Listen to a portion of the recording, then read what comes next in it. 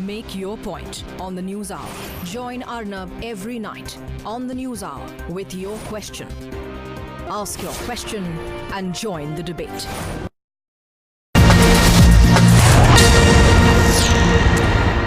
And breaking to you now the top focus that we are going to have on this 9 p.m. edition. Times now has accessed the complete 25-page report of the panel which studied the case of the Missing Ishrat Files. 25 pages, 5 sensational news breaks coming up for you in the next 5 minutes. In part 1, we bring you details of the replies given by former MHA bureaucrats based on then Joint Secretary in the Internal Security Division, Deepti Valasa's reply. The draft affidavit was handed by the then Home Minister to him to be filed in the case. Remember, the then Home Minister had called the changes that he had made in the second affidavit as merely editorial ones. My colleague Prema Sridevi, breaking the story for us, has the entire 25-page report. And Prema, we're going to try and break this down for our viewers. Now, with regards to this particular first point that we have just mentioned, tell us exactly what these papers say.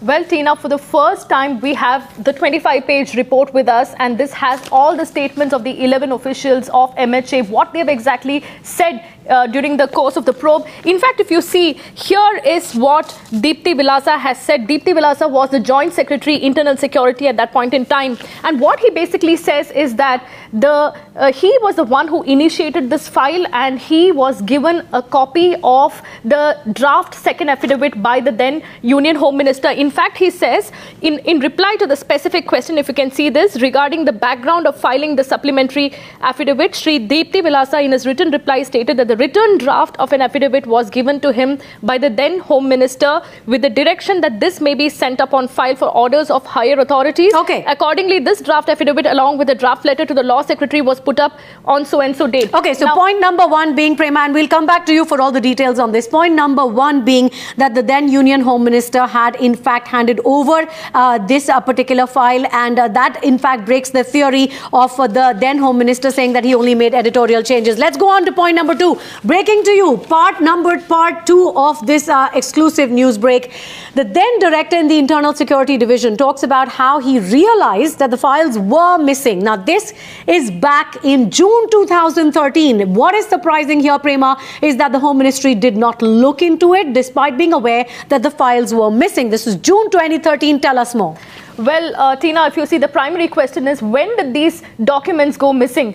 The UPA went on to say that it went missing during the BJP's time, and the BJP went on to say it went missing in the UPA's time. But the fact is here hidden in these documents. In fact, Tina, if you can see these documents, it says, way back in June 2013, a request was received from the CBI to send the file in which 2 affidavits relating to Ishrat Jahan case were prepared and filed before the Gujarat High Court. Since these files were not readily available in the section, a thorough search was made, and this file was found bundled in a set of files in one of the cupboards in the chamber of the JSIS. After seeing the file, since he observed, we are basically talking about Rakesh Singh here.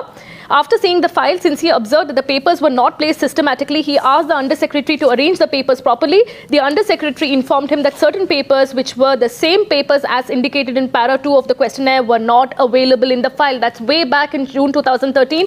And here, if you see, Tina, this was brought to the notice of the then Special Secretary, Internal Security, and the Home Secretary. Now, the question we are asking here is, if these files went missing way back in June 2013, why is it that the Home Secretary then, or the Home Minister then, not ordered a probe? Absolutely. That's point number 2. Prema, we're going to dwell on that. That is point number 2. Coming up to part 3 of this news break, and this is very interesting.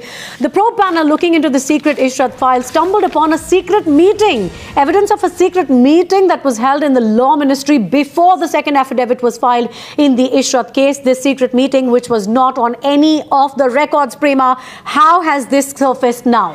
Now, Tina, this is extremely intriguing. In fact, what has happened is, during the course of this probe report, the one-man committee headed by B.K. Prasad, he went on to conduct an analysis of the Home Secretary, the current Home Secretary's computer. Now, what happened is, when he started doing his search, he saw a letter, and that letter basically spoke about a secret meeting which was held in the Law Minister's chamber way back in 2009. And this meeting, the details of which was never recorded on file. Now, here it is, Tina, it says, according to him, again we're talking about Deepthi Bilasa, who was a JSIS then. The Home Secretary sent down the file along with a sealed envelope addressed to the Attorney General on the same day with instructions to get this delivered to the Attorney General's office. A draft copy of this letter addressed to Attorney General by Home Secretary dated so and so has been recovered from the computer of the Office of the Home Secretary, which refers to some discussions in the chamber of the Law Minister in regard to the supplementary affidavit. However, the fact that there was some discussion in the chamber of the Law Minister regarding filing of the supplementary affidavit has not been recorded anywhere on the file, so either by the Joint Secretary or by the then Home Secretary. There was a meeting. The trail on the computer has proved that there was a meeting, but this meeting is nowhere on the records. Again, we look into that in just a few minutes. Part 4 of the news break. The probe report into these missing Ishrat files questions the then Home Minister very, very clearly and his ministry's silence on the missing files. Did the Home Ministry know about the missing files but turn a blind eye? We understand, Prema, that the probe report is very specifically questioning the Home Ministry. Now, Tina, this is extremely serious because we are talking about Deepthi Bilasa, who is a Joint Secretary Internal Security here, who says that I initiated the file on the second affidavit, and what happened is when I sent out the file for signatures, when the file came back to me, these documents were missing. That's way back in 2009. So what this report basically says is, however, now this is what B.K. Prasad is saying. However, if the statement of the Joint Secretary, that is Deepthi Bilasa, is believed to be true, then the only possibility that remains is that these documents were delinked or retained during the movement of the file between the then Home Secretary and the then Union Home Minister, clearly raising a finger of suspicion at the then Home Minister and the then Home Secretary regarding the missing file. And also, now we are talking about a very specific time period as to when these files actually may have gone missing, and that's very important. I understand we are getting a reaction from the MOS Home, Kiran Rijiju. Let's just listen in to what he's saying.